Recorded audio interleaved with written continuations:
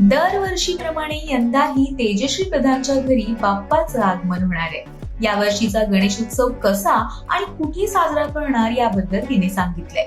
याविषयी बोलताना ती म्हणाली, आमच्या घरचा गणपती हा फिरका असतो, त्यामुळे यावर्षी माझ्या सख्या काकाच्या घरी म्हणजे कोरेगावला गणपती आहे आणि आम्ही सर्व तिकडे गणेशोत्सव साजरा करणार आहोत. मला लक्षात आहे, माझा जन्म झाल्यापासून प्रधानांच्या घरी गणेश स्थापना होते. उत्सवात मला सर्वात जास्त मोदक खायला आवडतात. मग डाएट असो किंवा आणखी काही असो, मोदक खाणं टाळणं खूप अवघड होऊन जातं. मोदक आणि माझी वीण खूप घट्ट आहे, त्यामुळे मी उपाशी राहीन पण मोदक खाईन अशी अवस्था होते.